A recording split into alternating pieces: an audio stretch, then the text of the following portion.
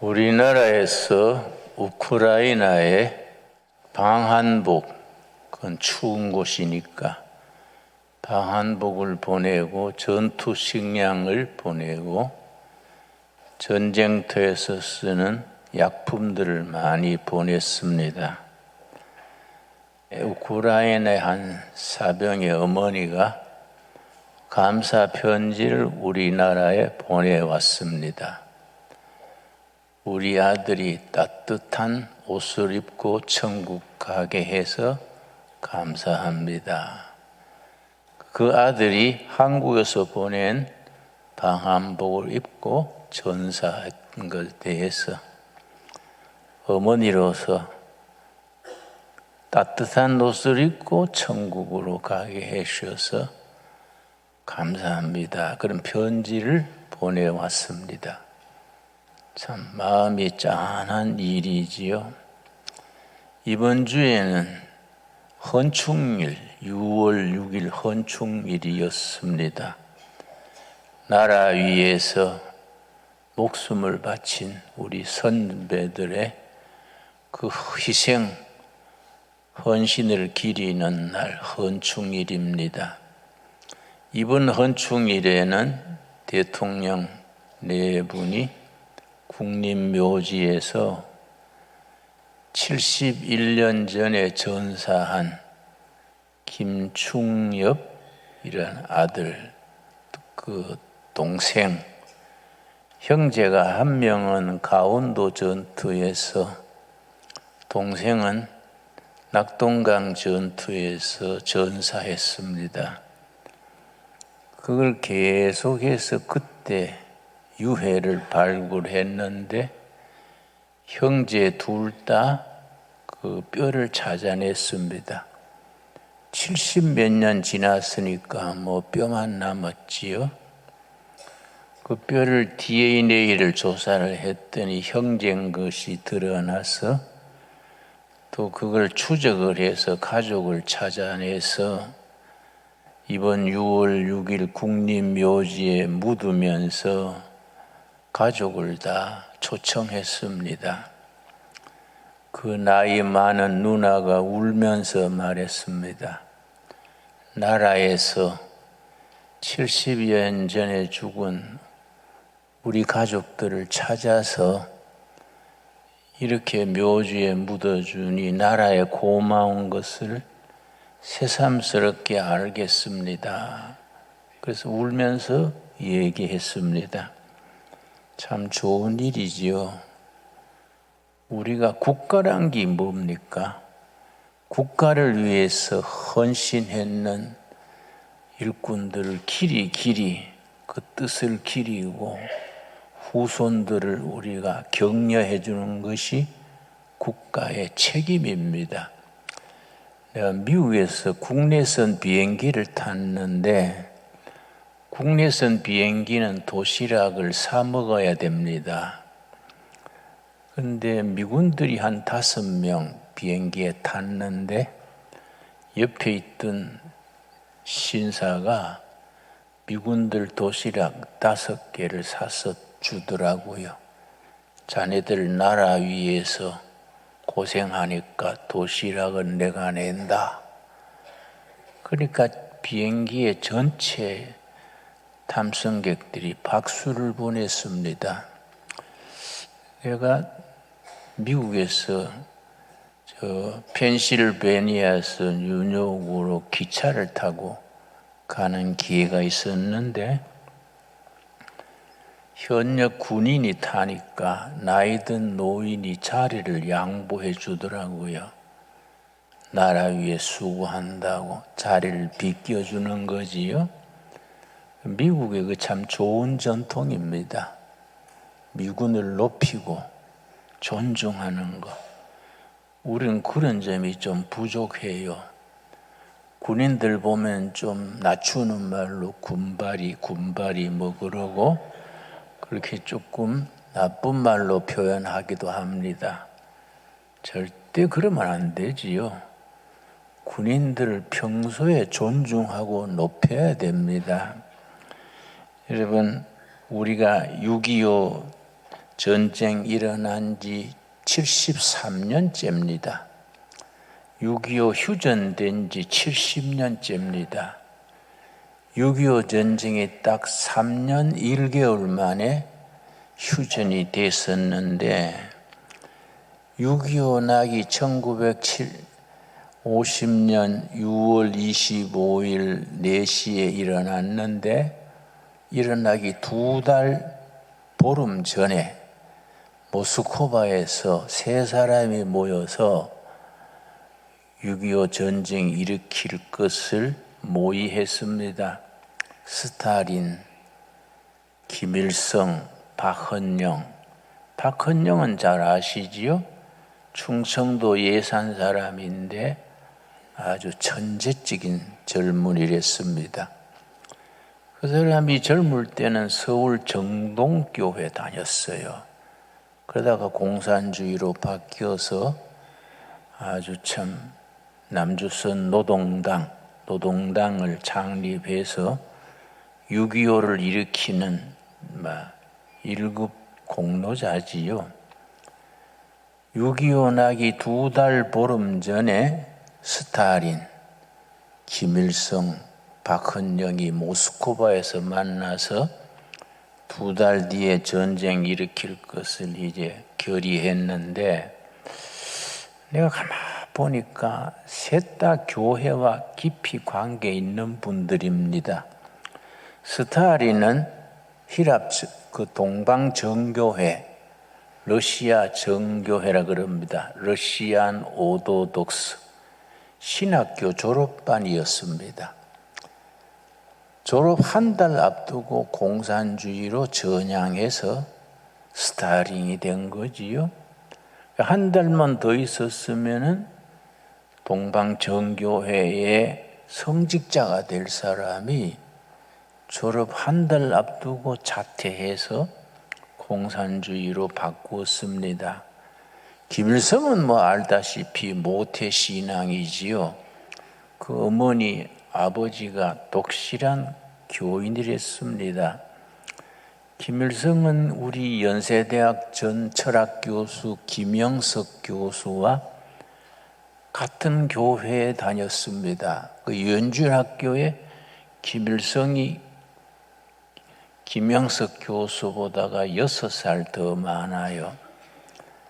그러니까 유엔주일학교 6학년일 때 김영석 교수는 1학년이었지요. 같은 시골 마을이니까 형하고 따라다니면서 유엔주일학교도 같이 다니고 그 어머니 강반석 권사입니다. 참 독실한 권사랬는데 그 외삼촌은 강양국 목사입니다.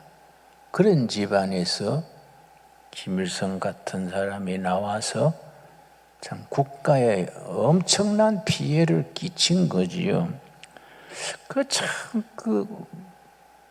그 박헌영도 이상하게 그렇게 청년 시절에 서울의 정동교회를 다니면서 선교사들 밑에서 영어도 배우고 미국 유학 가겠다고 준비하다가 공산당으로 돌아간 뒤에 참 정말로 끔찍한 인물이 되었지요.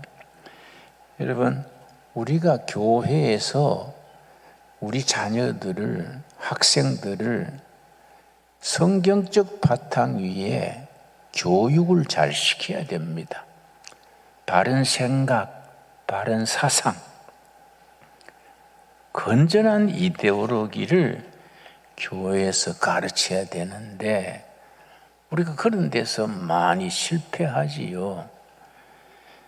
우리 6.25 전쟁이 일어났다는 정보가 이승만 박사한테 보고가 올라간 것은 그날 10시 반입니다. 1950년 6월 25일 10시 반에 대통령한테 보고가 올라갔는데 대통령이 그 말을 듣고 이승만 박사가 나한테 1시간만 시간을 주라. 1시간 동안 기도했습니다. 1시간 동안 간절히 이 나라를 돌봐주시라고 기도하고, 기도 마친 뒤에 밖으로 나와서 비서를 불러서 미국 대사 뮤초를 불러라. 미국 대사 이름이 뮤초예요. 뮤초가 왔을 때 4가지, 이번 전쟁에 우리는 이런 방침으로 대해야 한다. 그 4가지 아주 유명합니다. 첫 번째가 뭐냐 하면은 한반도에서 일어난 이 전쟁이 세계 대전으로 번지지 않게 해야 된다. 첫째입니다.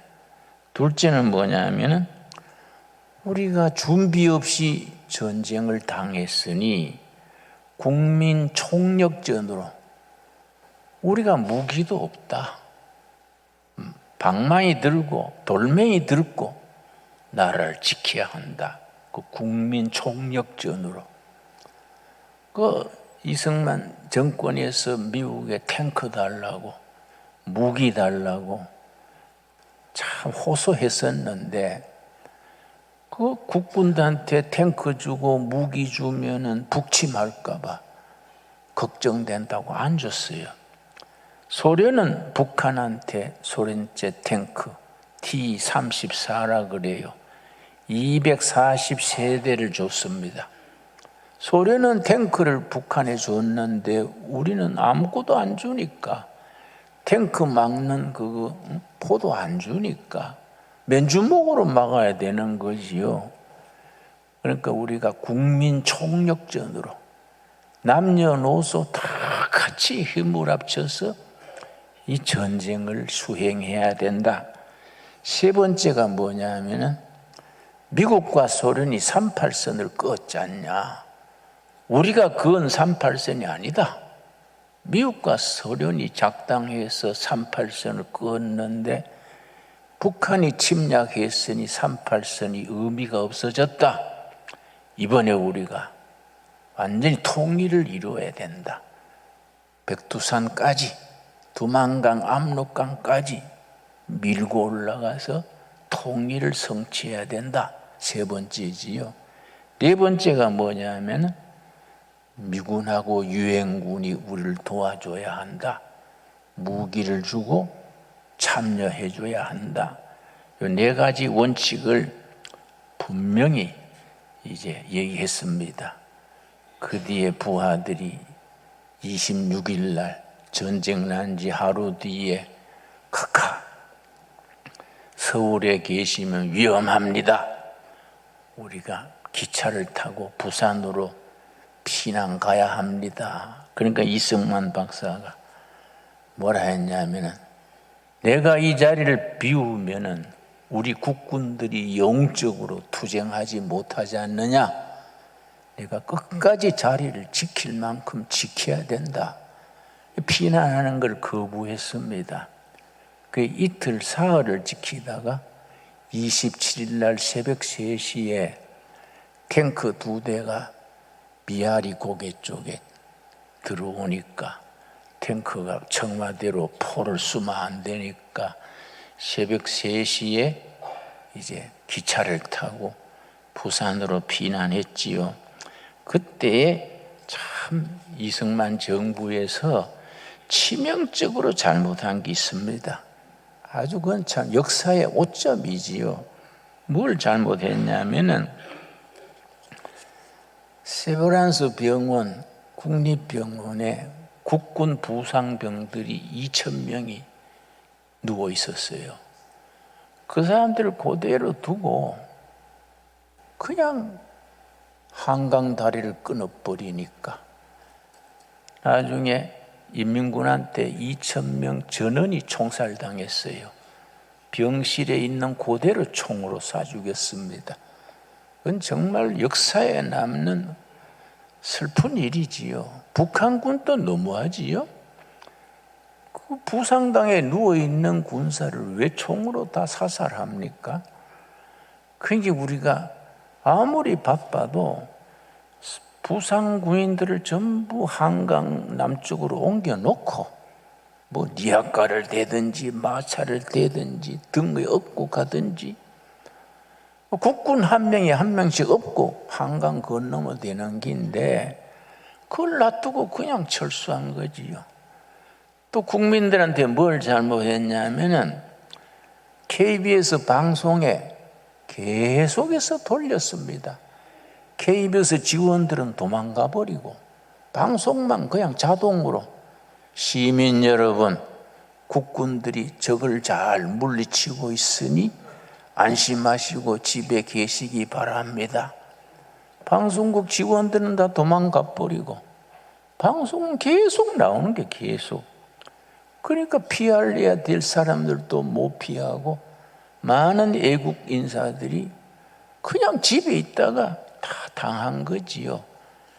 그리고 한강 다리를 끝까지 국군이 지키다가 끊어야 되는데 미아리 쪽에 탱크가 떴다 하니까 명령해서 한강 다리를 끊어버린 거지요.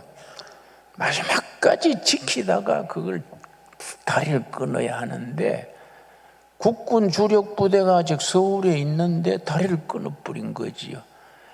국군들이 어떻게 건넸냐면은 계아집을 헐었어요. 한강변에 있는 계아집을 헐어가지고 목재를 가지고 그걸 엮어가지고 그걸 국군들이 그걸 건너고 피난민들이 건너고 그랬습니다. 그런데 참 하나님께서 6.25 때 우리나라를 도와주신 5가지 기적이 있습니다. 이건 해석이 안 되는 기적이요. 이건 하나님이 도와주셔서 그렇다는 것밖에 해석할 길이 없습니다. 첫째 뭐냐면은 서울을 점령한 군인들이 북한 인민군이 3일 만에 점령했는데 이 사람들이 서울에서 3일 동안 먹고 놀았어요. 전쟁 원리가 막바로 한강 건너서 부산으로 진격해야 하는 것이 전쟁 원리인데 이 사람들이 서울에서 소잡아 먹고 캐지나 친칭하고 덕수궁 구경 다니고 3일 놀았습니다. 3일을 노는 그 시간이 황금 시간이야. 그때 김홍일 장군이라고 독립군 출신의 장군이 있었습니다. 김홍일 장군이 한강으로 피난 나오는 군대들을 전부 모았어요.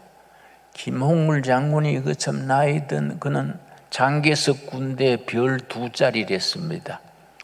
그 사람이 이제 이승만 대통령이 장군을 시켰는데 이분이요 한강 건너편에서 팻말을 서서 들었어요. 나는 김홍일 장군이다. 미군이 참여하기로 했다. 국군들은 모여라. 그거 들고서 소리치는 거예요. 이 노인이.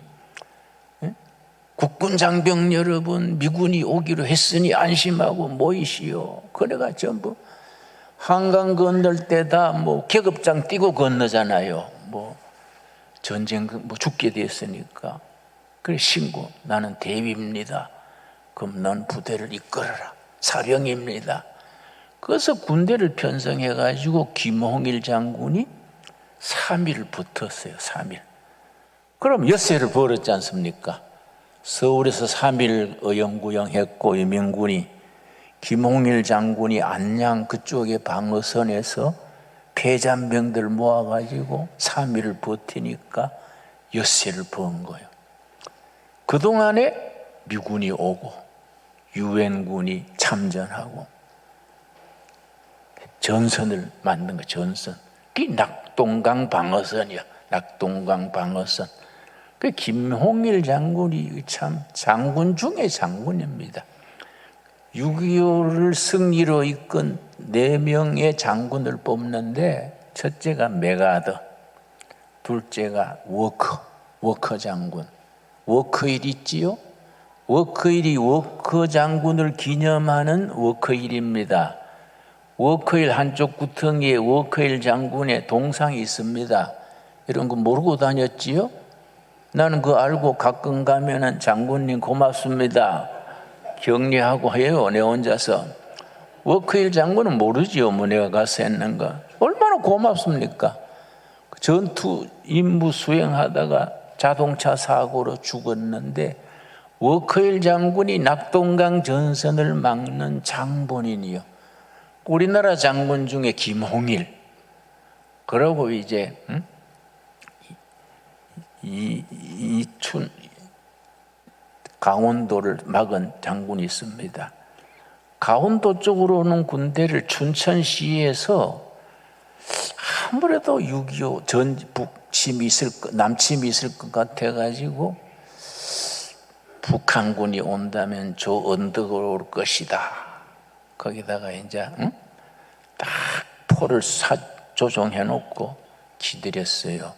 아니야 다를까 6.25에 전쟁이 터져가지고 북한군이 밀어닥치니까 딱 준비하고 있다가 그냥 넘어오는 걸 포를 쏘가지고 3일간 막았어요. 3일간. 그게 전쟁을 우리가 막을 수 있는 결정적인 공로지요, 여러분. 이런 선배들의 공로가 있는데 우리가 6.25에 일어났던 5가지 기적이 있습니다. 첫째는 아까 말씀드렸듯이 왜 북한군이 3일 서울서 hợp의했을까? 뭐 여러 가지 설이 많아요. 뭐 이러쿵저러쿵. 나는 답이 정확하다고 봅니다. 하나님이 보호하신 거예요. 하나님께서. 하나님이 그 사람들 3일 동안 덕수궁 다니고 소잡아 먹고 다 된 줄로.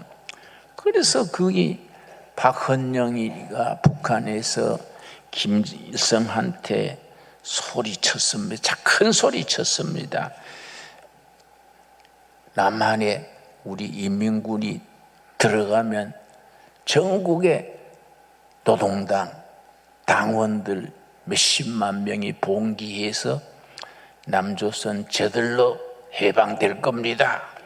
큰 소리 쳤습니다. 박헌영이. 그런데 조용하고 일어나지 않으니까 28일에 방송에 대고 박헌영이 서울 시민을 향해서 연설했는 그 녹음도 아직 남아 있습니다. 박헌영이 방송에 뭐라고 녹음했느냐 하면 내가 적어왔습니다. 인민군은 남조선 인민을 구하려 온 것입니다. 여러분의 원한을 풀어주고 역도들이 일으킨 내전을 끝내기 위하여 진격하여 왔습니다. 이 엄숙한 시기에 남반부 인민들은 왜 일어나지 않습니까? 너무 조용하니까. 무엇을 주저하십니까? 모든 사람들이 한 사람같이 일어나 전 인민적으로 폭동을 일으키십시오. 기염을 토했는데 아무도 일어나지 않았어요. 그러니까 나중에 그것 때문에 김일성이가 핑계를 대고 박헌영을 죽였습니다. 그 김일성 무자비한 사람입니다. 박헌영이 자기 라이벌이고 인기가 있고 하니까 박헌영을 없애려고 미국 간첩으로 몰았습니다. 그때 제목이 왜 서울 점령하면 전국에서 일어난다 했는데 네가 거짓말했냐? 네 미국의 스파이 아니냐? 자기가 스파이를 가겠습니까? 그러니까 그걸 자백해서 사인하게 하려고 전투용 개를 며칠 굶겨가지고 박헌영 방에 2마리를 들여보냈어요. 개들이 막 사정없이 물었어요. 뭐 며칠 굶은 개가 뭐 이게 웬 부패냐 하고 뭐 이리 물고 저리 물고 사흘을 견디다가 도저히 안 되겠다. 그래 내가 간첩이다. 사인할 테니까 총살해라. 도저히 뭐 개한테 당할 수가 있습니까? 뭐 그래서 총살 당했지요. 참 공산주의는 무서운 겁니다. 그런데 미국 역사상 유엔 역사상 그렇게 신속하게 유엔군 미군이 온다는 것 자체가 하나님이 보호하십니다. 정말 하나님께서 우리나라를 지키시는 그 뜻을 우리가 분명히 알게 됩니다. 우리가 한국전에 유엔군이 그렇게 빨리 오게 된 데는 교회의 역할, 크리스찬들의 역할이 큽니다. 워싱턴 DC, 미국의 수도지요. 파운드리 감리교회라는 교회 목사가 해리스 목사인데, 해리스 목사 상원의 원목입니다. 원목. 미국은 상원, 하원의 담당 목사가 있습니다.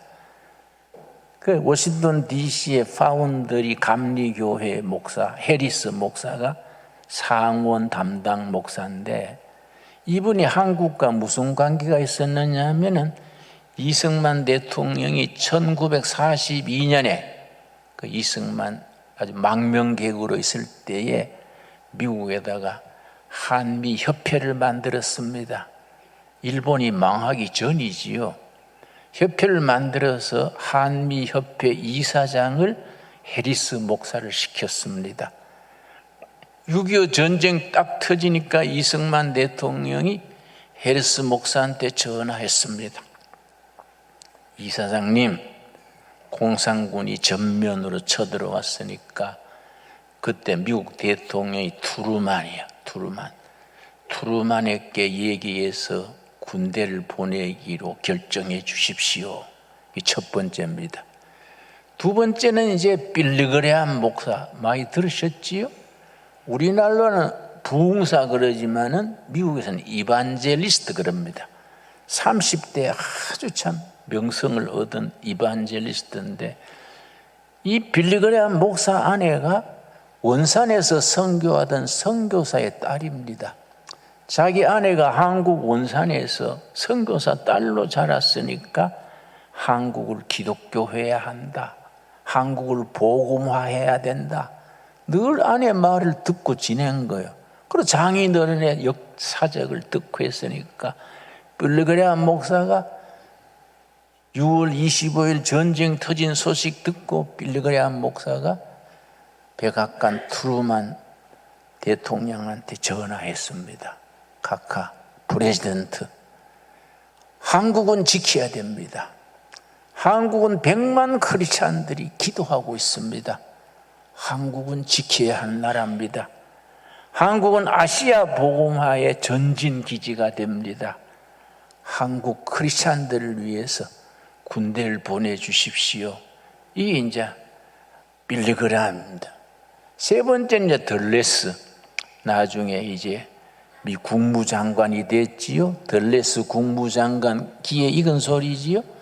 그 사람이 이승만 박사하고 존스 홉킨스 대학, 프린스턴 대학원 과정에 동창생이랬습니다.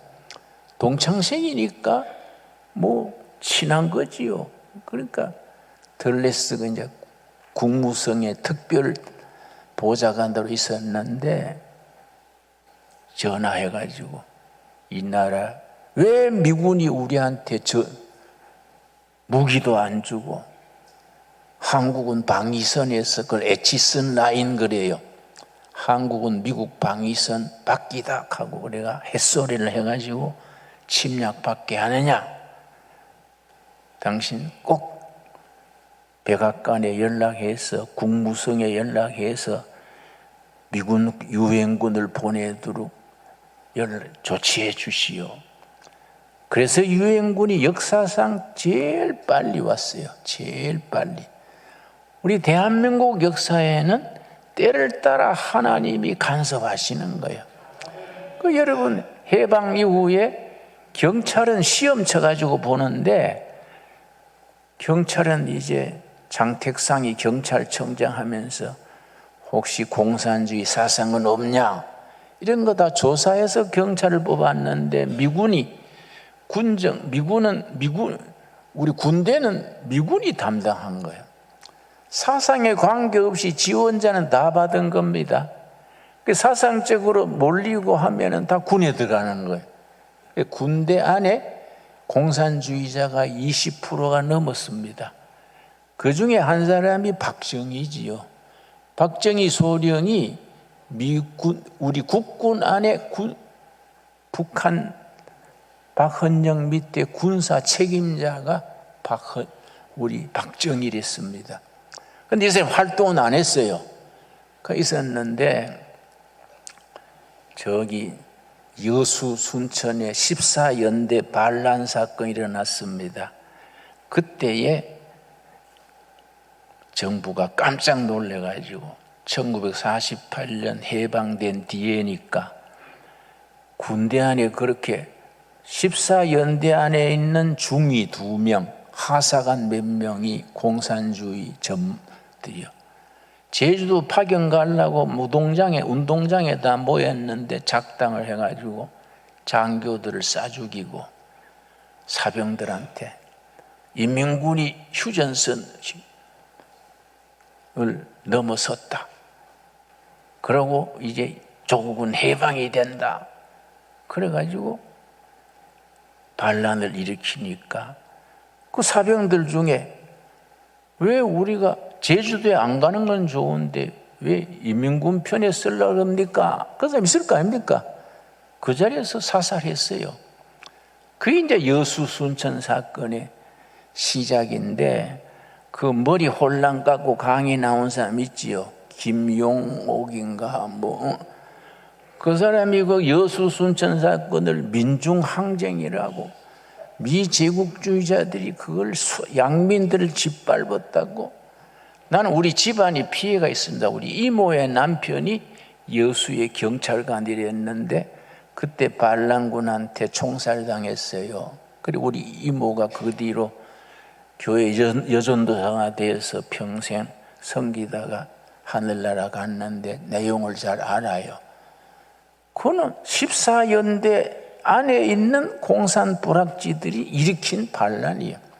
근데 김용옥 강의를 들어보니까 열을 뿜으면서 목소리도 좀 깨알이 깨진 소리가 해가지고 여수 순천의 애국자들이 일으킨 민중항쟁이다. 그래서 내가 저 사람이 뭔 쥐약을 먹었나. 그 사람이 신학교 출신입니다. 신학교. 한국신학대학 졸업하고 고려대학의 철학과로 옮겼지요. 그러다가 이제 대만 하버드까지 갔다 온 사람인데 지식인이요. 사상이 오염되면 무섭습니다. 그걸 여수시에 가가지고 시민들 여수시청 그 강의실에 꽉 찼더라고요. 가득히 모아놓고 복도까지 앉았더라고요. 거기서 여수 순천 시민의 정신을 이어가야 된다. 그러니까 시민들이 막 박수를 치는 거예요. 그게 아니거든. 그게 그 14연대 안에 있는 공산 불악지들이 그걸 계획적으로 일으킨 거인데, 그래서 놀래가지고 그걸 이제 진압을 하고 조사를 해보니까 군대 안에 공산주의자가 너무 많은 거야. 군대 안에 한 20%, 100명 중에 20명은 공산주의자니까 장교들 중에도 많으니까 그 조사를 하다가 군대 안에 군사 책임자가 박정희 소령이에요. 그걸 찾아내가지고 박정희가 사형 선고를 받았습니다.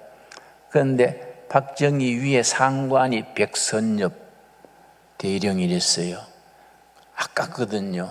부지런하고 정의감도 있고. 그런데 어쩌다가 공산주의에 그렇게 발을 들여놔가지고 군사 책임자인가 해서 너무 아까워서 자기 부하를 불렀어요. 자네는 재능도 있고 정직하고 한데 왜 공산주의로 사형을 당하려 하느냐. 그러니까 박정희가 선배님 살려주십시오. 그러면 애국하는 길을 가겠습니다. 그래서 백선엽 장군이 그 위에 상관이 송요찬 장군이요. 만나가지고 이 사람은 살려야 됩니다. 아까운 사람입니다. 자네가 책임질 수 있겠냐? 예, 책임집니다. 백선엽 상관이 각서를 쓰고 그래서 사형에서 면제했는데 6.25 전쟁이 터지니까 다시 이제 장교로 들어와서 나중에 5.16 군사혁명을 일으켰지요.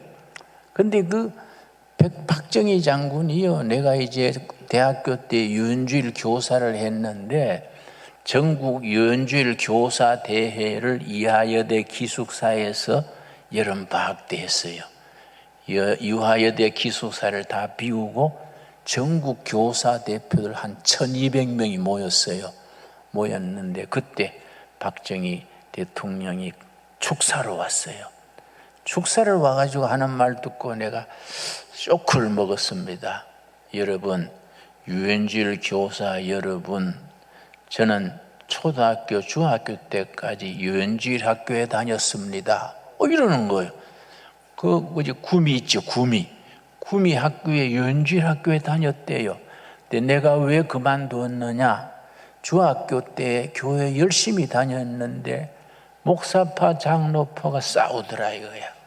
막 강대상이 끌어내리고 욕을 하고 막 이런 걸 보고 내가 너무나 환멸을 느껴가지고 교회 안 나가게 됐습니다. 그걸 하는 말이 나 같은 불행한 구인이 없도록 교사 여러분 잘해 주십시오.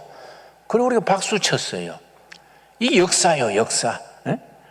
그런데 우리가 이 나라를 고비고비 하나님께서 지켜주셨지요, 여러분. 그걸 우리가 이제 내가 6월 달에는 6.25의 달이니까 다음 주, 그 다음 주 내가 이어서 우리가 6.25 얘기를 하면서 이 나라를 고비고비 어떻게 지키셨느냐 그 얘기를 하고 싶어요. 제일 중요한 거는 유엔군이 참전할 수 없거든요. 왜냐?